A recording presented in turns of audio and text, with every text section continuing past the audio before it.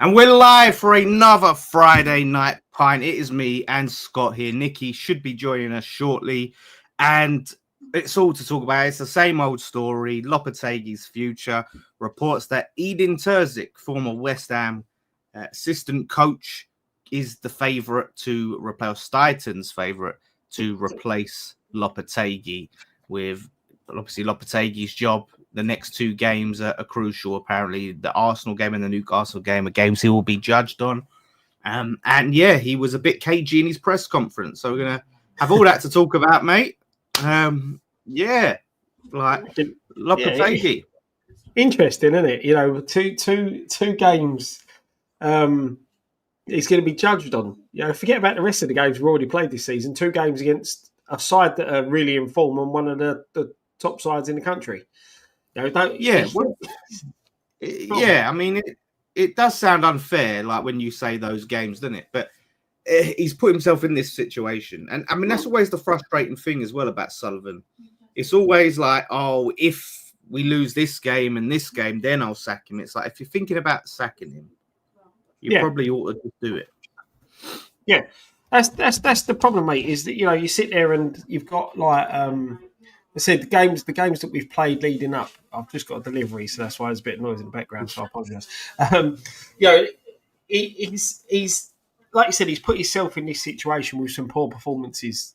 You know, poor decisions. And when you look at it, you're sitting there and you know you're going to judge him on times when. Hang on, mate. 2 seconds. Hang on. There's always some sad person in the comments, isn't there? Yeah, always. Pathetic, isn't it? Sorry, mate. Yeah, go on. That's the thing. You know, he's put himself in this situation, and you know, for them to come out and say he's got these two games. Look, I said it before. After the last fixture, you know, you can't look at these two games and give him these two games. We had the international break.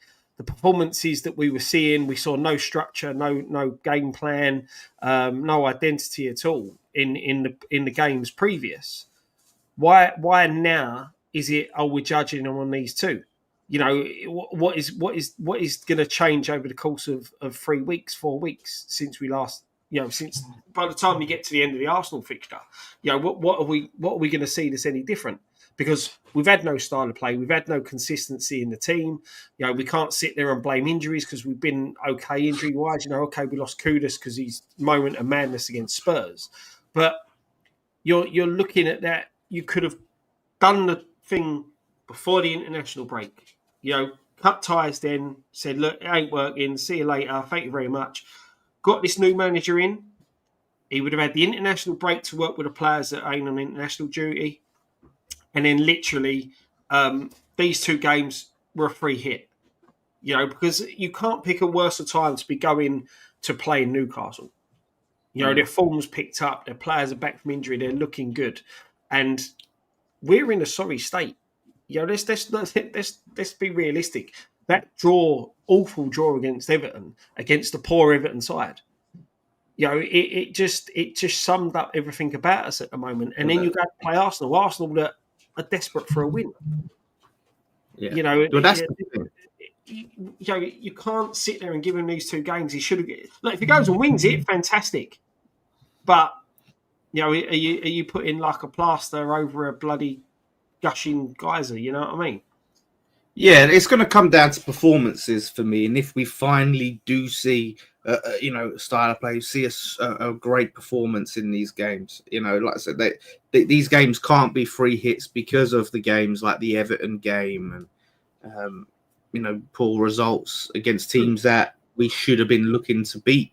So we've not only got to try and win, or at least not lose, but we've got to try and play well. We've got to put in a good performance, and that's the only thing where I feel like I could have any hope for him. You know, if we go out and we play and we finally see something like, okay, he's cracked it, and then we go against Arsenal and we play well again, results withstanding. You know, that's what I've wanted to see. It's been more so the performances than the results, even though the results ain't been great. And we're like, I think we're like 4 points off of the top 10. I think, we are. Yeah, 4 points off of 10th, which is crazy. Exactly. To be fair, mate, it shows you how mad this season's been so far. You know, there's barring Liverpool, there's no one really that's been consistent. You know, so Yeah. it's a bit like the Championship at the minute. You know, in the Championship, you can win 2 games and then find yourself, pushing for the playoffs, or lose 2 games and find yourself fighting relegation. So it is still quite tight, and there are some really poor You sides. don't feel confident we'll go on a run, do you? Like, where's the run coming? I don't feel confident. And that's it, mate. And like you said, the performance against Everton, yes, we got a clean sheet, the first clean sheet we've had in the league for a while, I believe. And like you said, the level of performances, the way the players were, nothing fills you with confidence that we're going to get any results out of both these games. But this is it. And so there's obviously been a lot of speculation. Edin Terzic has been in London. There's been reports on that. But it's been reported now.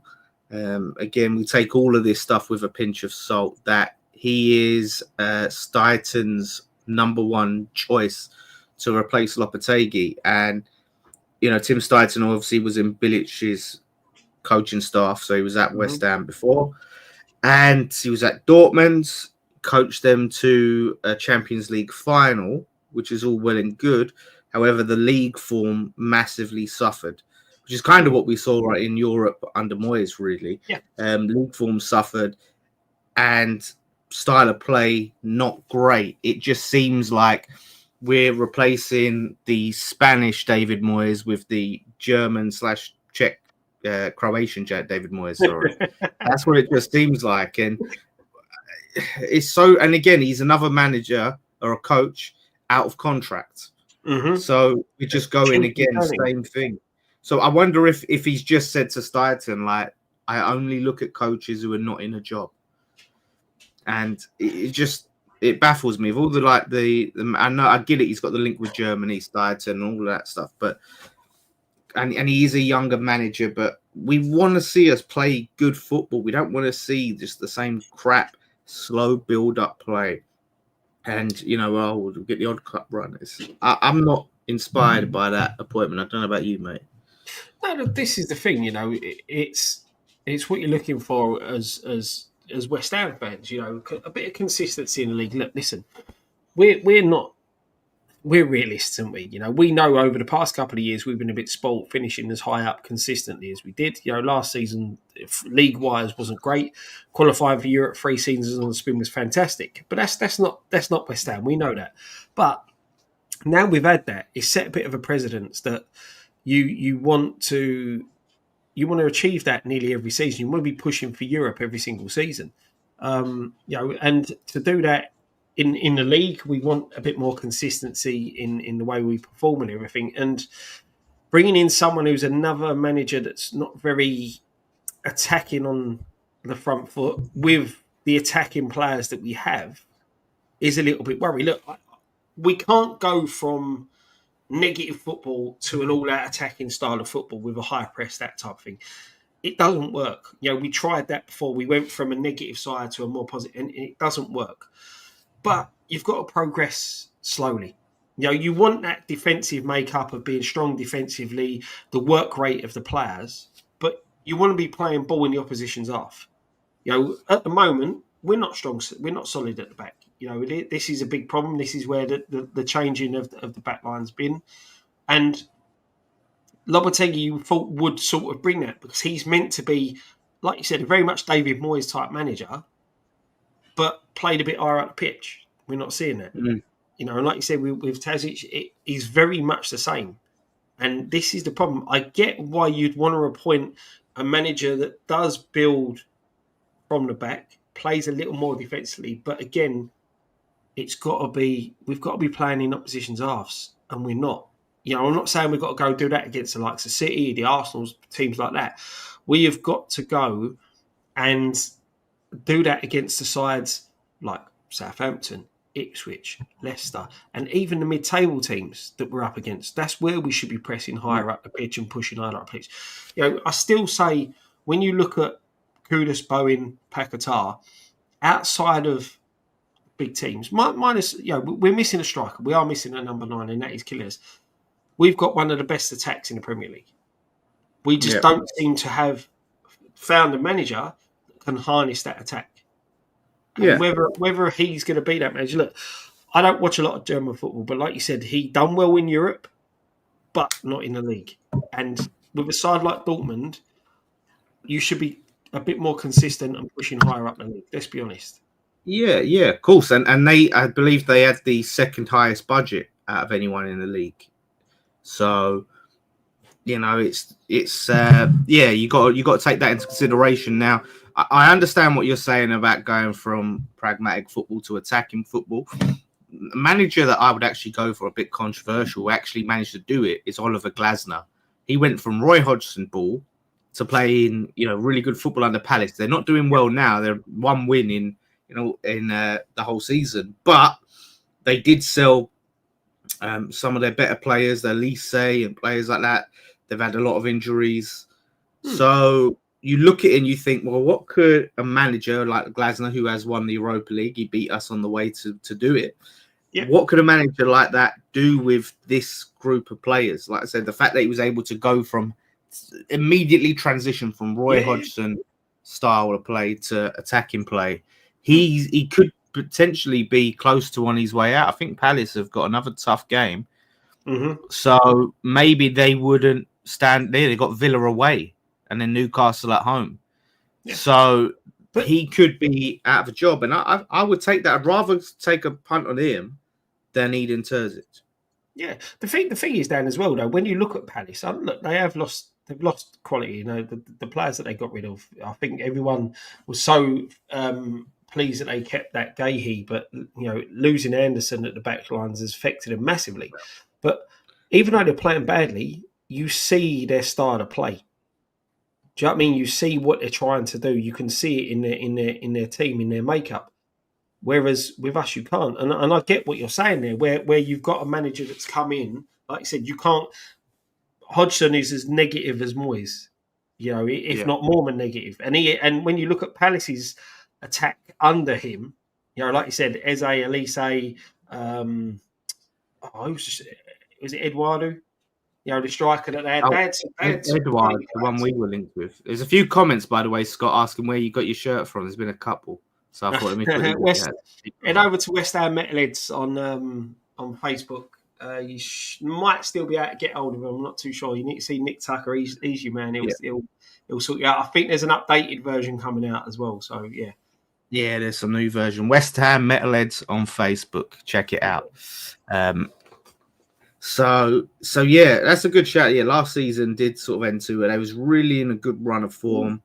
They had their better players back, and the summer came, and that's kind of what happens at Palace. So I would honestly, I think if we was to get anyone, I think that would be the one to go for. If we can't get an Iraola, I think we've been linked with him as well. He's doing really well at Bournemouth.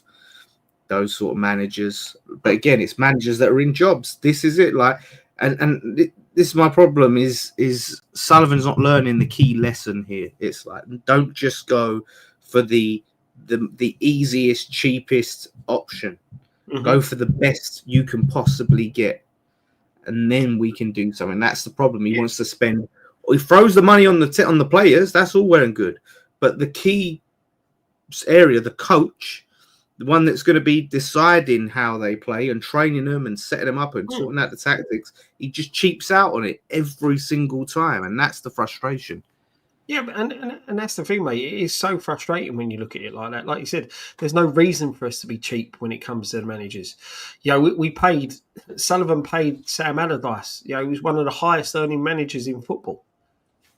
If you're paying the big wages for the managers, and like you said, you're paying the managers big money, and you're willing to splash the cash when it comes to players, then dip your hand in your pocket a little bit to get a decent manager. Like what we were saying before, it's going to cost us whatever it's going to cost us to sack Lopetegui, but we didn't want to pay 10 million for Almiron. Whether Almiron would have come or not, but you didn't want to pay him that 10 million. One biggest worry for me is, mate, we seem to not have the best of luck when it comes to foreign managers as well. I know we had that season under Bilic, but it doesn't look great, does it? The stats. It's true, and it is because of our cheap approach. Because it just seems every time we just go for these managers out of jobs. Like Zola was a gamble. And listen, I like Zola. He played good football under him. But yeah, you had Zola. Grant was just an awful appointment. Bilic was nowhere near our first choice. But gave us a good last season at Upton Park. Pellegrini was just like I thought a lazy appointment. He was in China, and then you got Lopetegui. He was just there, and there was no real sound. Oh, he'd been in the Prem, and he was, and that kind of was like the thought on Lopetegui Premier League experience and Pellegrini. Sorry, so when we never seem to go for that really exciting next up and coming manager in Europe and that ambitious appointment. So if Palace can go and get Oliver Glasner, like pay him, get someone like that. If Villa can go and get Unai Emery, why can't we do this? Why can't we go and get these types of managers? Just pay them out their contracts, get these quality managers to come to West Ham. Like it's all down to the owner. Yeah, the thing is as well, mate. When you look at the position that we were in to Villa when Villa got Emery, it's not a case of it's hard to get these managers. You've just got to have the right process, the right carrot to dangle in front of them, and they'll come along.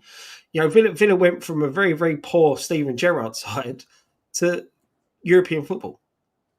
And again, League. Yeah, you see again with Villa, you see their identity, and that is the key asset of it all. A manager comes in, he changes a few things, he tinkers with the way they play. Lopetegui's excuses is, oh well, these players have played under Moyes and they're still doing things that Moyes used to do. Well, okay, well they are at some point, but at the end of the day, you're working with them day in, day out. It's not like you're just getting them like an international side, but also these are professional footballers. They should be able to play more than one way of more than one style of play. And overall, when you look at it, the teams he picks, as I said, our best attacking player, he plays him out of position. That's the frustration, I think, for me. So we'll get some comments in. There's some talk there. Let's just get this one as it's there. There was another story yesterday saying that German media say they are confident that Hoeneß would be our coach by December, supposedly. I heard, I'm not making this up, by the way, in case you were wondering. I wasn't wondering. Listen, don't surprise me. All these stories come out. We have been linked with him. I believe he's the Stuttgart manager who... I don't watch, like Scott says, don't watch too much of the German league, but from my understanding, he went in and he got Stuttgart sort of back up the league and sort of revitalized them. But I think last time I checked, they're sort of not pulling up trees this season. I think they're sort of in mid-table, but I believe he does play a better brand of football. So again, but he's in a job. So that's the problem. He's employed. So. But yes, any manager obviously is going to be a risk. But look, if he plays good football, he's got a good philosophy, and we give him these great players. Yeah, I'm behind that. Like I'm not against. Like I said, I'm not an expert on Hoeneß, but I don't know about you, Scott. If you a little bit more. Mate, it's hard. It is hard. I said we don't watch a lot of foreign football. We don't watch a lot of German football, stuff like that. So these managers, I couldn't tell you whether they're any good or not. Their style of plays and stuff like that. It's just you've got to look at whoever comes in has got to understand the Premier League, understand the football club, and look at getting the best out of our best players. At the moment, we don't see any of that. And that's the key thing. It's you want someone that knows coming in that knows how to get the best out of your Pakatars, your Kuduses, your Bowens. Bowen's Bowen. He'll even when he's not playing well, he gives all what he can give. But as we said, it's sacrificing Kudus, who's your more potentially your more vibrant attacking player. And that's what we need. Someone who's going to come in, who's going to get the best out of their players. We need a consistent side, and we need an identity. We need to know what we're doing. As we said, we knew when Moyes set up, we knew it was negative. We knew it was we're going to sit deep. We're going to have the banks. We're going to, have 11 men behind the ball all the time. We're going to go sideways, backwards, and then catch them on the counter attack. Lopetegui's promise to come in was we ain't going to play like that. And as I said, I couldn't tell you how we play more. We still go side to side, back and back, Yeah, very, very uninspiring. Around the update, it said Dennis Scott is about Honus. He does have a £5 million release clause, half of Amorim's and LGTW. Put some context. Stuttgart lost some of their best players in the summer, like Anton Garassi. And from what's talking about, he took him from relegation, struggling, to the Champions League qualification last season. So that is very, very good. And in losing your best players and then having to juggle playing Champions League football and league football, it's probably not surprising. The form has dipped, and £5 million or euro, whatever that is, mate, and that's a no-brainer. This is the thing: £5 million in today's football world, it's nothing. And that's the crazy thing. Look, £5 million for all of us sitting here watching this, and me and you doing this. £5 million is a lot. It's life changing, man. But in terms of football, mate, that's a few Premier League places. You make that back if we get him, and he gets us a few places up the table. Yeah, I mean that's it. And it's the crazy world of football. That's a nothing buyout clause, and I just don't see why they're not going to want to do it. I'll be honest, mate. They're not going to want to risk it. They're going to. As much as he's a cheapskate, he's going to want to be cheap again, because the last thing he wants to do is make another appointment, pay the £5 million, and it goes completely peaked on. But this is it, because he didn't want to pay the $10 million for Amorim. He's going to have to sack Lopetegui and pay him out of his contracts. It's going to cost him money. So this is the thing: it's false economy, as they say. False economy. Yeah. You feel like you're saving money because this guy's for free, but because you've cheaped out on the manager and you have to sack him, it's end up costing you anyway. So pay for the best manager you can get. Then you won't have to worry about sacking a manager early, because he's going to do well with the tools that you give him. So he just don't think about these things. The crazy thing is, mate, is that I ain't his biggest fan and big, but you're running the risk bringing Terzic in. You've got Potter.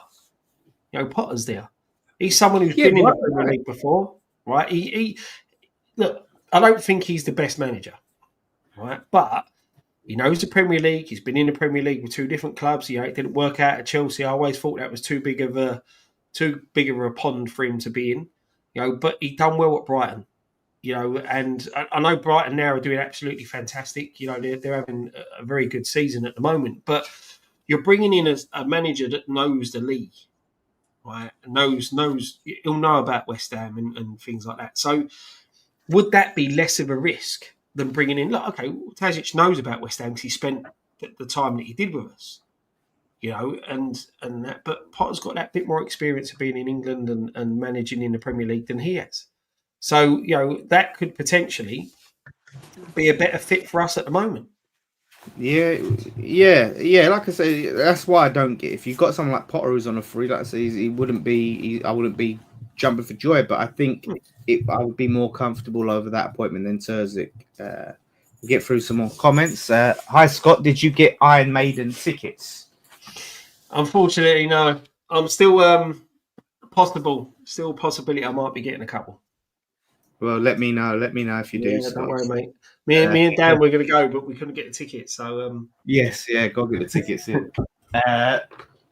Wolves is the one we need 3 points desperately. Well, I mean, look, if he's still in the job by Wolves and we don't beat Wolves, there's no way he can survive that. Gary O'Neill might be sacked then, though, to be fair.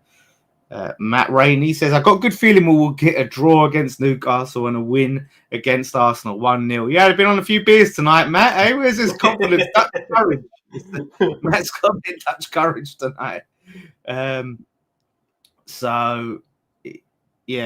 Colin says, gents, Terzic, if he's going to become the new coach, it's not for me.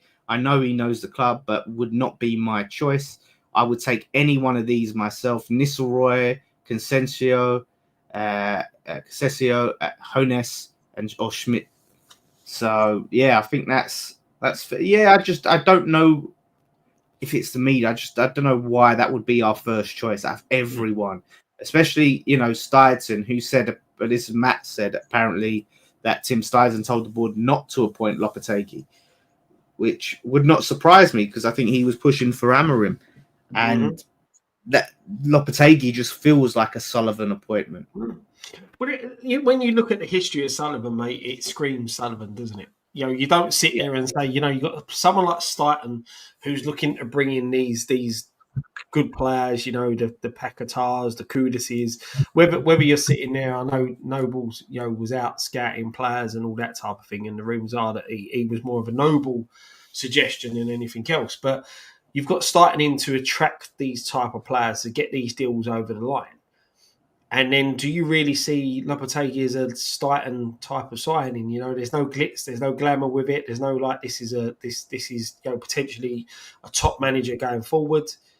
And when you look at the Brighton model of things, the way they do stuff, you see there's ambition. They bring in these young, hungry managers and managers who want to progress. I feel that with Stuyton. I feel Stuyton's the type of person that looks at things like this and go, right, well, yeah, he's going to progress us. He can, at the end of the day, he comes here, does a good job. We send him on his way in 2 years' time, get the next manager in. It's the Lopetegui whole scenario. It just screams Sullivan to me. Really, really does. 100%. Ian says Marco Silva is the man for me, but Sully won't do it. Yeah, so again, it's another one. He's release clause will be a lot higher than the 5 million for Honus. So you got another one there. LGTW says Potter is a great manager, man. I don't get why people judge him so poorly based off his spell at Chelsea. Chelsea sold damn near an entire squad of players and signed a squad of players and expected, I think, we meant to say like big results or something like that. The thing is, here's my thing with I think everything you've just said is really valid, and it is harsh to judge him off of that. But from what I said, he seemed to be quite stubborn at Chelsea. And the thing is, I don't want to judge him harshly on Chelsea, but I don't want to judge him too positively on Brighton because I just feel like the infrastructure at Brighton is just spot on. The fact that they Potter left went to Chelsea, De Zerbi came in and done just as well, if not better, than Potter. And then De Zerbi went and they went and got in this new guy and it's just had that consistency. So I would really have to see Potter to come into our club where we don't have that great infrastructure behind us. We're trying to hopefully build it with Stuyton, but we don't have that in place now. So he would have to be a big part of coaching and building that and setting up that style of play from scratch, really, and trying to rebuild. So my question is, could he do that? And I'm not against giving him a chance, but that's why I'm just not so confident. No, exactly, mate. And that's the that's the thing. It's what is the gamble that bringing in these managers always has. It's. I don't know. I just feel that it might be less of a gamble bringing him in. I really do. As I said, I'm not his biggest fan, but I just think it's less of a gamble. Really, really do. Yeah, and that's He updates. Potter changed the infrastructure. Right, look at their style of playing signs before he went there. They were shy, and their signings were bang average. But this is the thing. He was the first one that he picked. But you look at it was Tony Bloom and directors of football and all of that who decided this is the direction we want to go in and chose Potter. So you're right. Like I think that works in his favour is the fact that he was the first one in that new direction, which means that if we did get him and we decided, okay, we want to have this model, it goes in his favour that he could start that off. But I just look at Brighton as there's such a well-run club that we're not at the moment. That's the only reason I have that bit of doubt. But yeah, at the moment it just here he is. Like you said, he's eating some testicles again. He's Friday night testicle. But what you said there, though, mate, is that he was the first one to come in. He changed the infrastructure. Like you said, he had a good base to work from. I think whoever comes into us now, you've got a decent squad of players, but you haven't got that good base to work on. And I think this stems back to when, as much as look, I said that when we won that Europa Conference League, you can't really get rid of him. But I think if you had brought a new manager in at that time and given that base to work off the back of with European football, with a bit of a kitty to go and sign some players, things might work out a bit differently. But we stuck with Moyes and we are where we are. But we need we need someone to come in and shake it up. The club's very stout at the minute. We've got Stighton who's which is mad. Like it's only a few months ago we brought this fucker in to shake it up, didn't we? And now we're asking again to come and shake it up. Yeah, but that's the thing. We need now someone to come in and rip it all up and start again, because that's where we are. Because we lost that the Moyes backline stability where we look strong defensively. Well, we didn't last season, to be fair. No, that's what I'm saying. We lost that last season. Oh, we lost it. It's not come through. And this is what we need. It's now a case of rip it all up, start again, new style, new plan. And I said, Lopetegui doesn't seem to have that. Nick, what are you saying? Edin Terzic, apparently the favourite. Are you feeling happy with that or not inspired? I don't know. I'm the same as I was with Lopetegui. I don't know enough about him. I'll be honest. I don't know enough about him. I don't watch enough European football. From what I understand, a little bit another sort of pragmatist in his approach to playing football, slow build up. Good cup manager, not so good in the league. You know what I want to see, Dan? I think, and this is the God's honest truth, right? I'm sick of watching pragmatic football. I think the whole Premier League at the moment is heading towards pragmatic football. That's the reason I wanted Moyes gone. I didn't know enough about Lopetegui. It seemed like he's a more sort of possession-based manager. But what's the point in passing it around the back? The whole league, and listen, this is a stupid thing to say, and and I mean this with the greatest respect. But people like Pep Guardiola have ruined the league because they've brought in a style of play. And I'm not saying it's his fault, but I'm just saying, like, in the way that people appoint their managers now, they appoint managers to sort of counter that sort of style of football. So you see probably Brighton is a case in point. Bournemouth, I think, play a little bit more expansive, but you look at the way teams play; they play to, stifle teams rather than attack teams. I was watching Premier League years the other day. It was in the 2000s, and it was just rip roaring football. It was just end to end stuff. Every game was just end to end. People attacking, people actually trying to win games, and it just seems to me now that people are going into games trying not to lose games. And the whole league is going like that. I would have took, and I heard what you said about Potter, and I heard what you said about his time at Chelsea. Do not judge these managers on their times at these top six clubs. I said the same about Santos when he was at Tottenham. You can't, because they're trying to catch, the others quickly, and they're putting them under pressure. They haven't got time to build a team. They haven't got time to settle it. Look at Potter. Potter was gone within 8 months, 9 months? Yeah. You know what I mean? Like, he seems to be stuck in his ways. That's, I think, my only criticism. If he believes his ways are right, look at Pochettino. It's not working. He was stuck. Yeah, but Pochettino is not that much different from the other manager. Yeah, same players. He had to stick to his ways because them players were bedding in. So don't judge them. It's so much pressure going into them top six. Would you take Ten Hag based off of his eye? Yeah, I would. Because my issue with Ten Hag, I know what you're saying, but he didn't implement the style of play he was playing at Ajax. Man United thought they was getting Ajax ball, and then he came in and just played more pragmatically. Man United is it's the pressure that these clubs put on them. Yeah, it's poison challenge. It's poison. Yeah, it's poison. It's poison. Football is going down the.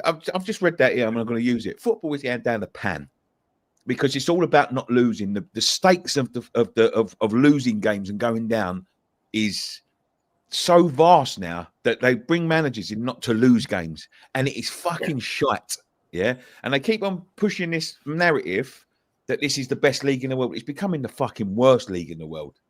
It really is. And you're paying these people hundreds of thousands of pounds to watch, for average players. Like, with all due respect to a couple of these players, someone like Raheem Sterling, in the early 2000s, he'd have been a fucking bog standard winger. That's what every fucking winger was doing. The only reason he stands out now is because wingers ain't like that anymore.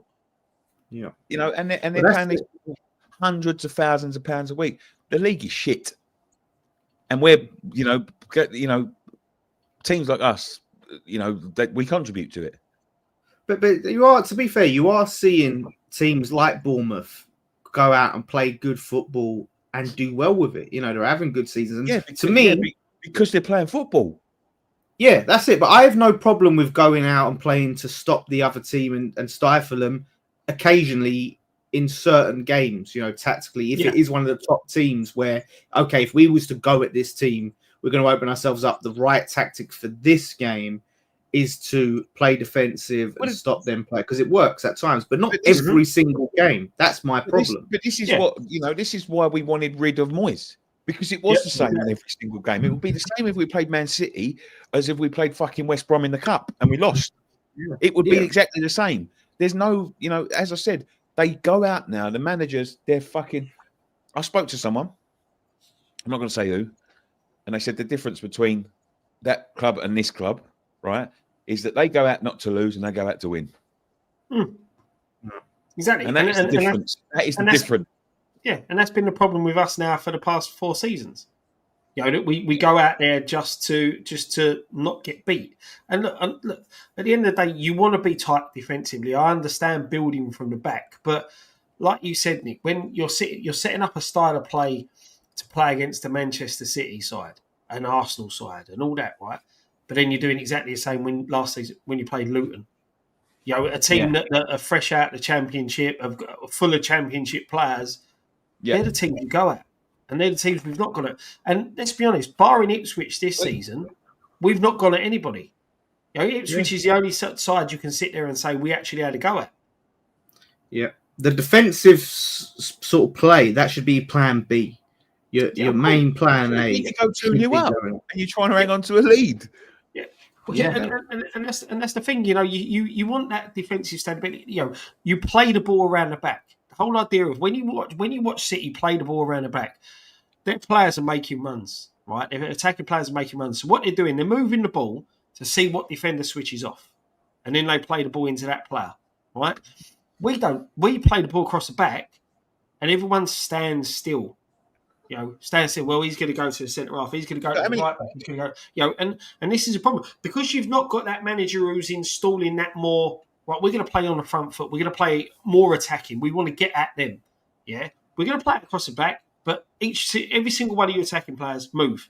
Make a move. You know what? Right, I would be very interested to see these stats. Right, I would be very interested to see the stats at West Ham this season. Right, we kick off, and we go from front to back. Yeah, straight away, right? So we go back, and then we pass it along. I would be very interested because it might just be in my mind. You might be able to tell me, but it seems like we can see the chance in the first 30 seconds of every game. Nick, I'll tell you, this is how we are, right? And we have been like this for the past 10 seasons, right? We kick off, goes all the way back to the centre half, and then we lump it long. Yeah, right. We've done that. We've done it under Bilic. We've done it under Allardyce. We've done it under Moyes. We've done it under Pellegrini. We're doing it now. Exactly the same sort of thing. Now, we go back, pump it long to Souček, who doesn't win the header. We've done the same thing. We defend the set piece with 11 men in the box. We've done that for the past 6 seasons. It doesn't work, but we're still doing it. Right? And these are the same. Yeah. These are coaches, the managers, the coaches, the same. Why are we doing that? This is the thing. You can't sit there and tell me someone like Somerville being in your 18-yard box defending a set piece instead of being up on the halfway line and holding 2 defenders back is more useful. I just think we've just gone crazy with managers overcomplicating a simple game of football. Yeah. I think you're right. But the weird thing about Lopetegui is it's similar but different to Moyes in his approach, because we're not sitting there playing as so deep parking the bus like he is. We are playing a high line at times, and we are having more ball. But the problem is because of how static we are as a team and how little our movement is, we have no passing options. The passing lanes are all closed. So all we do with that ball is when we got it is pass it side to side and backwards and side to side to side, which is boring. Like possession stat goes up, but we're not creating any chances. And then what happened is, I saw a stat. I'll just say this is there's a stat. I think West Ham, one of the teams that have lost, I think it was lost the ball in dangerous positions or something. I lost the ball that led to chance, because what we end up doing is we pass the ball around and we lose the ball and end up concede chances from our own possession. Again, that sees managers, trying to copy people like Pep coming out for the back, and you see these all the time. You see teams concede like that all the time, and it's like champagne football, lemonade players. That is exactly what it is. Listen, I've been watching West Ham. Listen, Moyes is not the answer. Believe me. People keep on saying to me, do you want Moyes back? Do you want Moyes back? Fucking no, I don't want Moyes back. And I mean that with the greatest respect to David Moyes, because, as I said, I've had the greatest times I was. But the last football was bad. But this is getting even worse, right? Because we're so bad defensively, we said this the other night, I think it's come under the radar a little bit about how little we're actually scoring. How few goals we're actually scoring. And it's, when you think about it, when you think about the games that we played, there's been no, there's no potency in the attack. They pass it around the back with no plan. Yeah, there's no plan. There's no plan about how they're going to hit it. Moyes at least had a plan. He was playing counter-attacking football. He knew how he was going to at least have a go at attack. At times, Bayern Leverkusen away was, a case in point of the same sort of thing. Try and keep it tight. But we can't even do that, and it's worrying, And listen, I know this week that it came out that somebody said this was 2 free hits, and if this was 2 free hits, I'm very worried. But I have heard now that he will be judged on the next 2 games. But let's see, We won't. If these are 2 free hits, Newcastle. Listen, I know it's Arsenal and I know it's Newcastle, but we haven't lost to Newcastle and Arsenal. We've drew to Everton. We've lost to to shite, to be quite honest with you, and we haven't put up a fight. You can't be giving a manager under this sort of pressure 2 free hits, because it doesn't give the right message to the squad. It doesn't give the right message to the fans. So if we get 2 good islands here in the next 2 weeks, I expect him to be gone. And if he ain't gone, there should be questions being asked. But exactly. Because what's going to happen? We got Wolves at home who have been terrible. We go and get smashed in the next 2 games. We'll give him Wolves. And then we beat Wolves like 2-1, and then we go, okay, we beat Wolves. It's all good. We've beaten the one of the easiest games we could possibly get. Somebody said, Gary. Sorry, mate. Sorry, I've got to come back to that. We scored 13 goals this year, same as Newcastle. Yeah, and there was a long period where Newcastle were saying they couldn't score goals. It was a problem. Yeah, they had injuries to, they had Isaac missing, who's a top player for them. And that's the thing. You sit there and they're not scoring goals, granted, but they're not conceding at the rate we're conceding. That's the thing. We ain't looking potent in our attack with the players that we've got, but we're also looking so shaky at the back. It's ridiculous. And you're saying about when you look at going forward, no plan. The only player that ever tries to go forward all the time is Paquetá. And we give the ball away. He gives the ball away so many times, trying to do things to get us on the front foot. And again, because no one's on that wavelength. Yeah, and that's it. There's no one's running into space for him to make those passes into, and that's a big problem. But Gary Hegarty, £2 super chat. Thank you very much, Gary. Appreciate you, mate. Says, chin up, guys. At least our weekends won't be ruined. Absolutely. I'd rather play Friday, I think, than Monday. So at least you get all the anxiety out of the way. You go, whatever's happening, you just watch the rest of the football. But you're right. At least our weekend's not been ruined. Yeah. Do you know what I've done today? I'm going to tell you quickly. I've hurt my knee. I think I've torn my knee ligaments. So I'm a bit stubborn, right? I sat and had a coffee this afternoon for about an hour and a little chat with Brian Deere. Oh, nice. So Yeah, we was in Port Bay Golf Club having a little chat, cup of coffee. He showed me some photos. He promised me he'd bring me some next week and all that. Yeah, it was a very nice afternoon. So if you're watching, I hope he's doing well. He is doing wonderfully. Good. Nice. I'll get some more comments. HVMY Hammer says we don't need firefighters, we need progressives. 100%, mate. But it's the thing: the longer we leave it, the more chance we might need a firefighter if we don't make that sooner rather than later. A few shots for Ruud van Nistelrooy, and I mean, he did well in that spell at Man United. Did well in Holland. So I think when Ten Hag went, I think the players were wanting him to have approached the chairman to have him to stay on. Because he's that well liked there, and it's again, but it's somebody that knows the football club. He spent a long time at Man United. He understands the football club, and sometimes that goes a long way when it comes to management. Well, this is why this sort of goes into E20's own TV's comments. As Terzic has been here before, so we can relate to the fans. I want winning football and to be back where we belong, and that's Europe. So I think E20's own is sort of prioritising results over performances, which I see that. I don't see why they have to be mutually exclusive, or you can only have a win if you play crap football, and if you want good football, you're not going to win. You're not going to get results. I think you can have both, and there are plenty of teams that show that you can have both. Even Newcastle, for example, Aston Villa. So Brighton have been up there. I know they don't consistently qualify for Europe, but they're always challenging consistently. And now Bournemouth are doing really well, playing good football. So I think you're right. It is a nice bonus if you've been at the club before and you know the fans, but I don't think it has enough weight behind it to just simply I've been at the club. He's going to come in because he's been at West Ham. I don't know what that does for him in terms of a manager, in terms of the fact that, or a coach, because he's been here, because he kind of knows West Ham. He's been in the stadium, how he's going to be. I mean, all these players, I don't think any of the players his time would even be there. Well, Cresswell would be here still.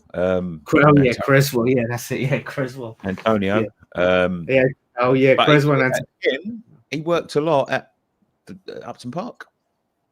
Wasn't here long in the London Stadium. So true. Different place.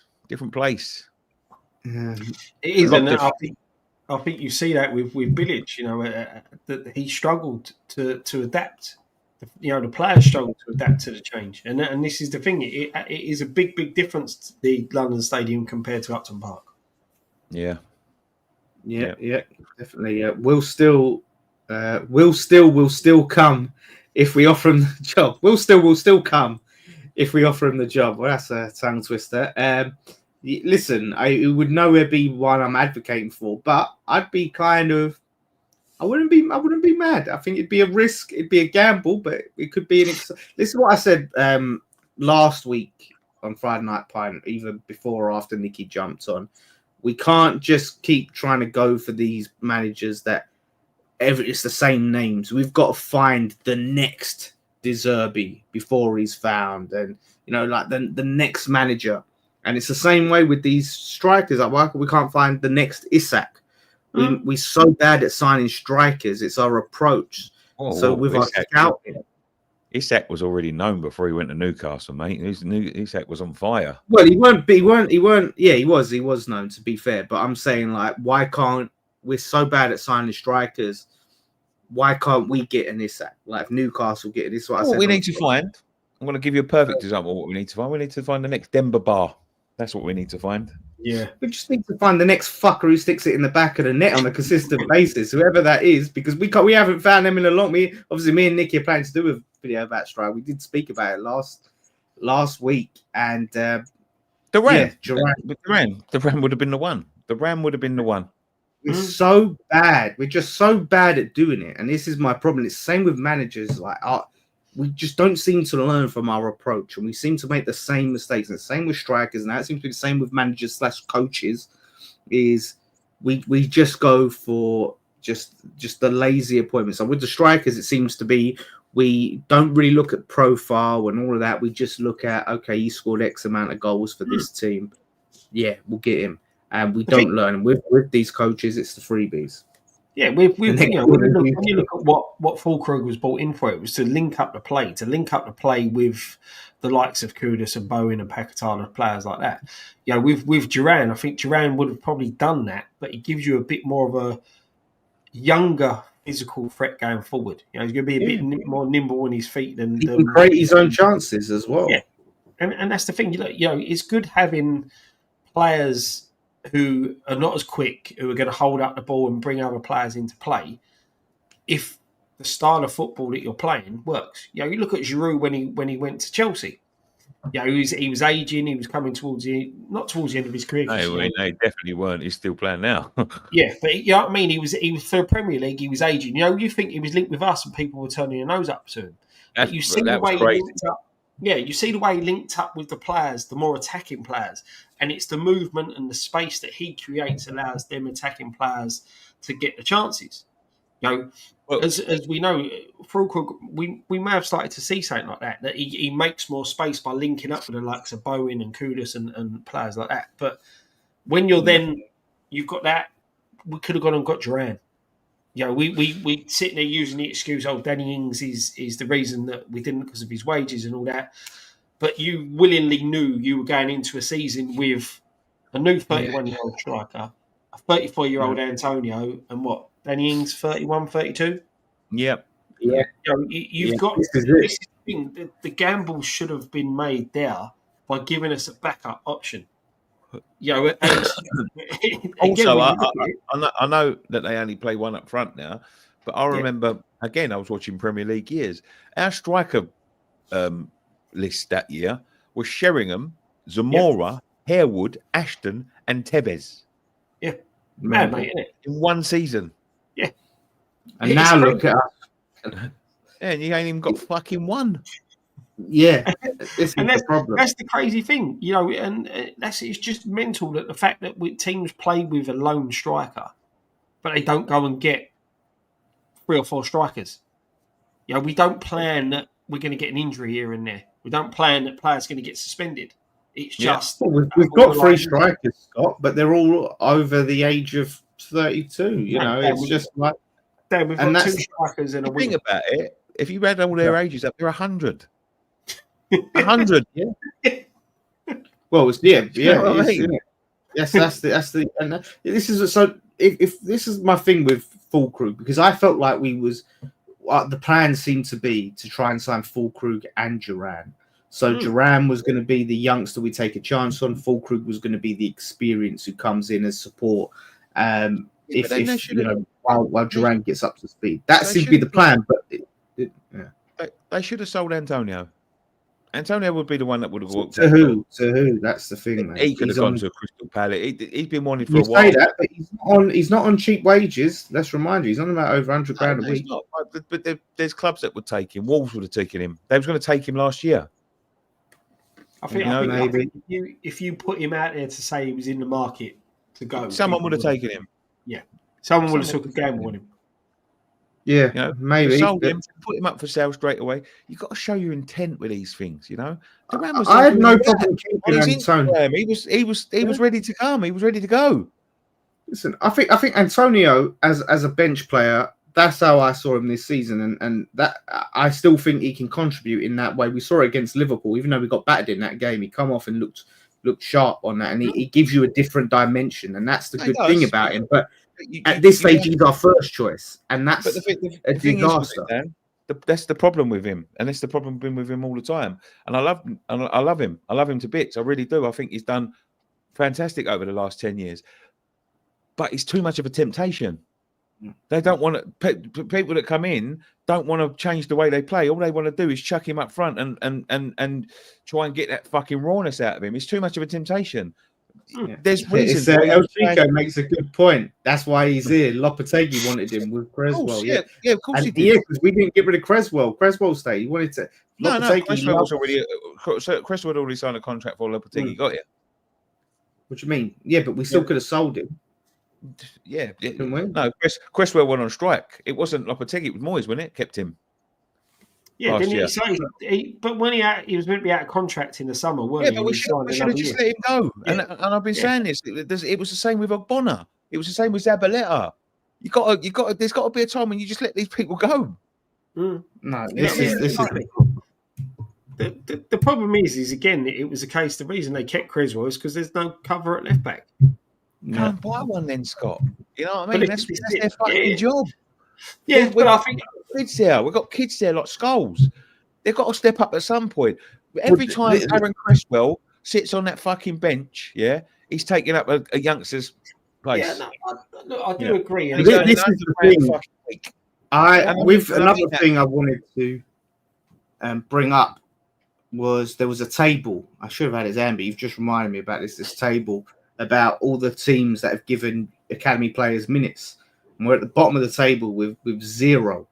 And this is another big issue for me with Lopetegui he's not playing youngsters. So when he come in, I said multiple times for Lopetegui, for me to stand by him and support him, and thing needs to have playing youngsters, which he's not playing good football, which he's not doing, and keeping us away from a relegation battle, which he's not looking like he's doing there. So 3 of those criteria, which I thought was very fair. I said, look, I'm not expecting Europe first season. I want to keep us out of relegation zone, plays better football, plays youngsters. That's all I want. It weren't a lot. He's done none of that, nowhere near. And that is the problem. The youngster thing, he loaned them all out. Was our promising youth talent? It's all the pressure. It's all the pressure. Earthy should have been here. Scholes should have been in over Cresswell. We should have had Duran. He's 20, by the way. But sometimes, letting people go. I can't remember who it was now. Do excuse me. Maybe to Charles. Maybe when we had him at right back and he went fucking potty and shit himself in his car, and we got drunk. But Glenn Johnson was an happy accident. You know what I mean? We've just sold one of our academy players for £105 million.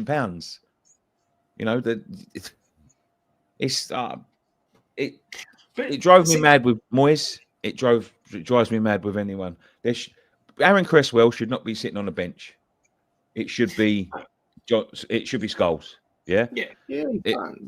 George Earthy should be sitting on a bench rather than Soler. But the thing is, Nick, I think with Earthy, I think he's still young and raw. Being out on the season alone for Earthy, I think will do him better than sitting on the bench for us. Yeah, but they should be getting minutes, Scott. But you cannot tell me now. And listen, he's give Irving minutes, but not many minutes. You know what I mean? Yeah. But he's give Irving. But Irving, when he came on the pitch a couple of times, he's probably been the best player. Yeah. But the problem is, so will Earthy be, and so will Scholes be, because they want to earn their way into this thing. But you don't see him again. I'd rather have someone like that than someone like Rodriguez, who's now fucking coming out and saying he don't want to be here. And but the problem with Earthy, Nick, is he plays left side of midfield. No, I know where he plays. I'm not saying that he's up again. I'm just saying. Yeah, I'd rather have him playing than someone like Rodriguez. I'm not saying the one that should have stayed in place was Potts. Potts should be the one that's here. Potts should be the one as well. Yeah, but that's what I'm saying. Like Aaron Cresswell, he's not going to play. Every time he sits on that bench, he's taking the youngster's place. He's taking an opportunity away from a youngster. That's why the striker left. That's a good point. Win Downs. We let him go to bring in Rodriguez. Why? And that's the crazy thing. When you look at it, we let players like Downs go to bring in Rodriguez. Look, James Rodriguez. Yeah. Again, that's madness letting him go. He was our only real, apart from Souček, he was our legs in our midfield.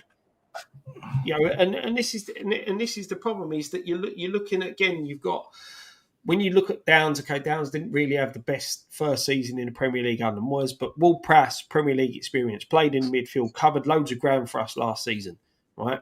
You bring in Rodriguez, new to the Premier League. He's aging. He's not. I think the last couple of games, I think he's done okay. For me, I think he's been one of our better players, and he's not had the support in the middle that is needed. But I agree with what you're saying. With some of the youngsters, they could have potentially had, especially the way the season's panned out, they could have cemented themselves in the side. Potts has been fantastic out of loan. I know it's lower division again, but he's been good. He's been consistent, and that's what none of our players have been. Madness. When we let James Ward-Prowse leave, it was him or Souček. It wasn't him or Souček because we brought in Rodriguez and we've brought in Soler since. He could have stayed here. What is the point in loaning him out, and then loaning in Soler? I said it was madness.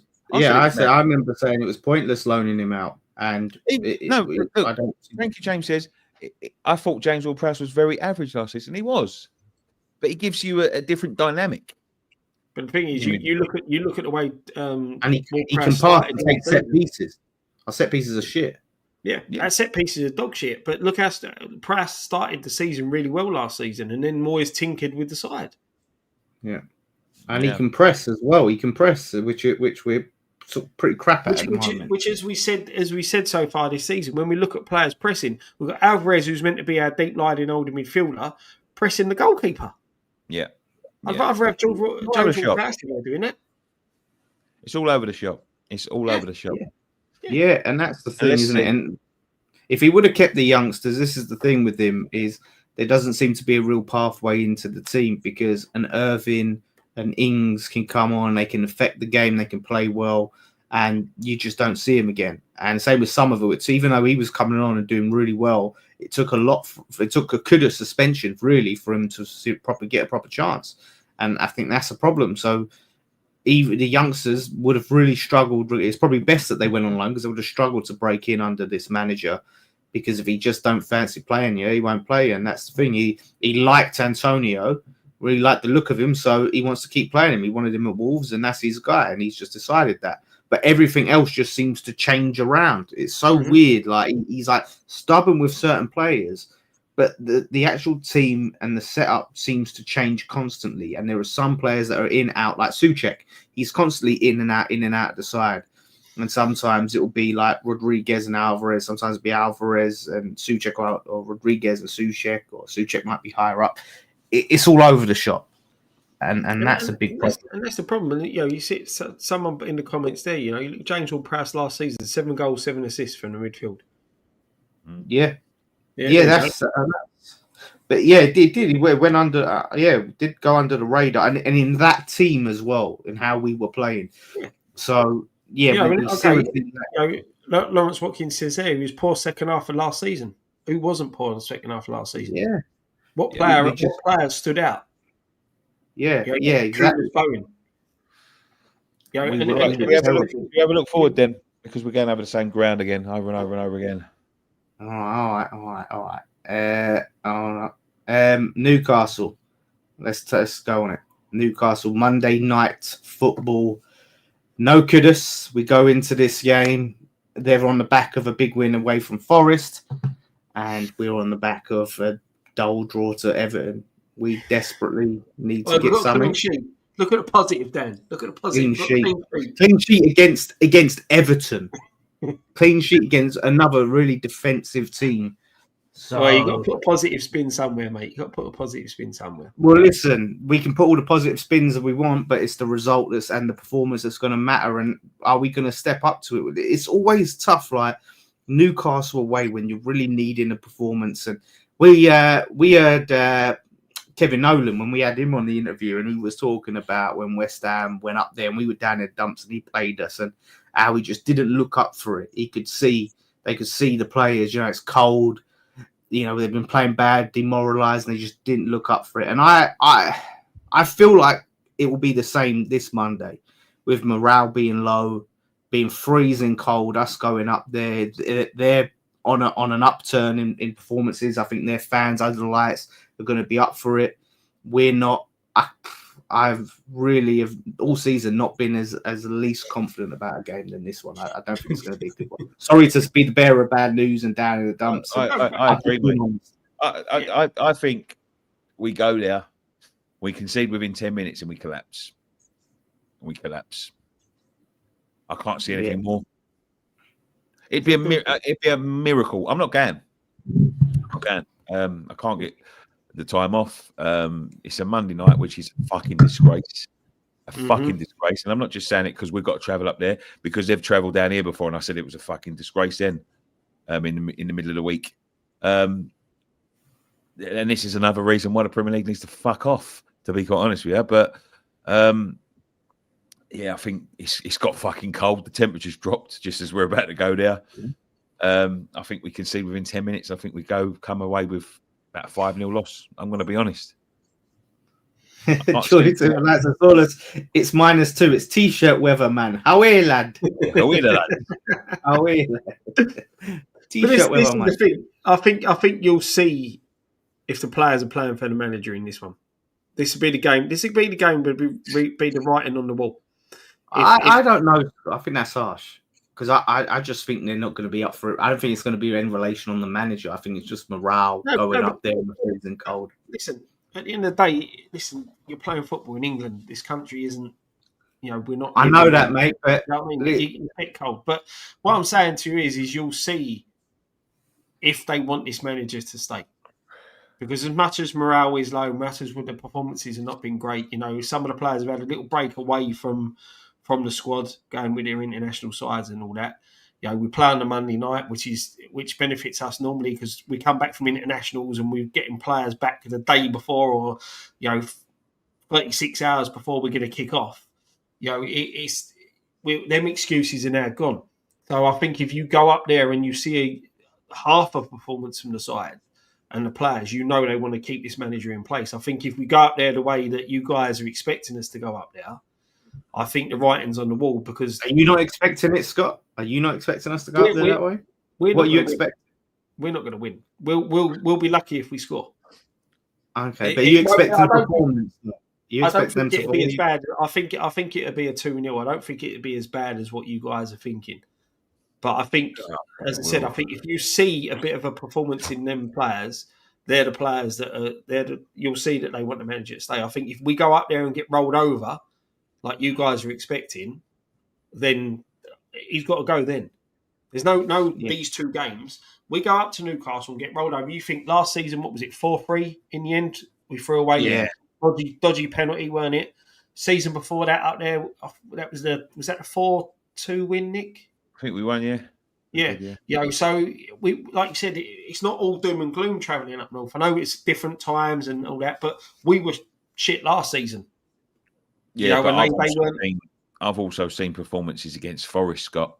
Teams that are in good form, and we roll over, and that was a fucking rollover. They've got goal scorer. Like Isak is back, as we pointed out. We struggle to score goals. They've got their goal scorers back. Callum Wilson ain't scored for ages. What's that? Callum Wilson ain't scored for ages. Oh, Callum Wilson's back. Yeah, there you go, isn't it?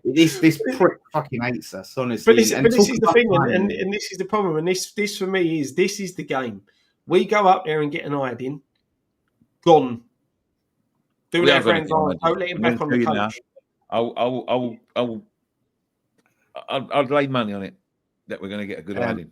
Lay money on it. So it's an interesting question here from E20 Zone. What do you think the owners will be looking at this game, performance or result? I think either. It's got to be the performance. There's one thing what the fans are looking for. Get rolled 5-0. But what I'm saying is I think what the owners are looking for, performance or result, I think they're looking at either, because Sullivan will look at anything to not sack the manager. If we play really well and we just lose, I think they'll take that and someone will go, oh, well, we played really well. If we play crap, but we win or we get a draw, Sullivan will take that and go, oh, well, we didn't get beat. Yeah. So he looks for reasons not to have to sack managers. So either one, he will take. If we get neither, play crap and lose, then what can he take from that? But I agree with that. Is Sullivan's take on it, mate. It will be that if we get a performance, get narrowly beat, he'll take it as a positive. If we win, he'll take it as a positive. Play crap and win, he'll play it positive. For me, it's a performance to see that identity that we've been lacking. To see something, you can play well and still get beat. It happens, but we're not playing well. I want to see us play well. Yeah, I want to see performances. The only thing about that, Scott, and as I'm going to say this now before we start wrapping up, is that I gave Lopetegui 10 games, and I wanted to see, I didn't want to see it straight away. I never said it would happen straight away, but I've seen no progress. In fact, I've seen recession. I've seen recession in the way we are, and I just can't see how all of a sudden it's going to all click in place over one weekend. I just can't, and we get rolled here. I'm telling you now, we get rolled, and if we do, he needs to go, and if we don't, get ready for a fucking rough ride over the winter. Yeah, and is it exactly it? Because it don't get no easier next week. No, And that's let's be honest, it gets as hard as it gets. Mm-hmm. So, and this is the thing. You're going, as we said at the start, you're going up against a Newcastle side who have turned their fortunes around. They're now playing good. They've got Isak back who's scoring. Someone said in the comments there, he'll set a Premier League record if he scores a brace against us by scoring 3 braces on the spin against Premier League sides. It's all stacked against us, and that's what I don't see us winning. I really don't. If anyone fancies a ticket, by the way, you can have my ticket. I've got a ticket, but I'm not going. I'll give it to you. There you go. So get in touch on Twitter at West Ham Fan TV. Honestly, and this is the thing. Like, we got Arsenal after that, so it's going to be a madness if we lose to them on the spin. I can't take another hiding from Arsenal at all. That honestly, just if we lose, sack him and try and get a new manager bounce in for the Arsenal game, because that's going to be a tough watch. So yeah, what are we thinking score wise? I'll say what you guys are thinking. I'm thinking. I hate predicting, but I'm going to say 3-0 Newcastle if I'm being truly honest of what I feel is going to happen. 3-0 Newcastle. I predicted 1-1 on Loaded Mag, by the way. If people say, yeah, I do, but that was just me saving face and trying to be optimistic. But really, 3-0. I'm going to say 4-0. Could be 5-0. I'm saying 2-0 Newcastle. God, Scott, you deluded optimist. I'm so optimistic that we're going to lose, eh? Yeah. If you want that ticket, yeah, go on, say us 2-0. No, but the thing is, I sort of see what Nicky's. I do think once that first one goes in, I do think you'll see a collapse. I don't see us. We're like, as I said before, we're like a fucking Cadbury's cream egg, mate. Once that shell breaks, it fucking starts oozing out. It starts fucking going all over the shop. There's a few. I don't know if anyone's predicting us to win. The crazy thing is, normally 2-1 with them. You normally sit there and say, if you can ride out the first 20 minutes and then go, you get more confidence, you build from it, and you can go on the attack a bit more. The problem is that we've seen against Tottenham, we only need 10 minutes to all completely fall apart. So, You know what we need to do? We need to keep it 0-0 till the second half, because that seems to be when we switch on in second halves. If we can somehow keep it 0-0 till half time, we've got to concede big chances in the first minute, and don't concede big chances when you come out in the first minute of the second half, because that's when we concede fucking goals. We're most vulnerable. Yeah, we're most vulnerable at the start, which is like, you think you would learn from that. It's like, shit, we've seen a lot of goals at first kickoffs, right? So let's tighten up, but we don't. Yeah. And that's there we go. We're going to be doing a watch along. Anyway, I'll be here for a watch along. Yes, we'll be on the watch along. So it should be. Someone said do a stream with Lee Gunner. He said he would invite you on his channel. Who the fuck's Lee Gunner? What do you mean? Who the fuck? You know, Lee've met him before. What are you talking about? Who the fuck's Lee Gunner? No idea who he is. No idea. Oh, you're being. Oh, okay. I get you. Being coy. But yeah, listen. Shout out to Lee Gunner. Fuck off, Lee Gunner. Shout out to all of you're asking. Fuck Lee Gunner. That's what I'll say. And you shout that. Click it and show it. Fuck Lee Gunner. Oh, you're asking for trouble. Boy, you had a few. You're asking to get roasted alive, mate. Jesus Christ. That's Nicky, by the way, not me. And Scott. Don't come for us. But yeah. I'm joking, obviously. I'm joking. Don't bother clipping that bit. But yeah, no, shout out to all of you who was watching. It's always a joy to spend our Friday nights, even when it's miserable. Misery loves company, and it's always nice to vent with each other. As much as we're moaning, we want to be happy, we want to be positive. Positive is it can only get better, or it can get sacked. So either he improves and we turn around, we get a win, or he doesn't, and then we got a new manager that's hopefully good in the next few games, and then our season could turn and we're not too far behind to salvage it. So there are not everything's doom and gloom, but it is nice to vent with all of you lot. So yeah, shout out to everyone. Have a good weekend. Like I said, we'll be back for the watch along on Monday. One thing left to say. Come on, you Irons. Come on, you Irons. Oh shit.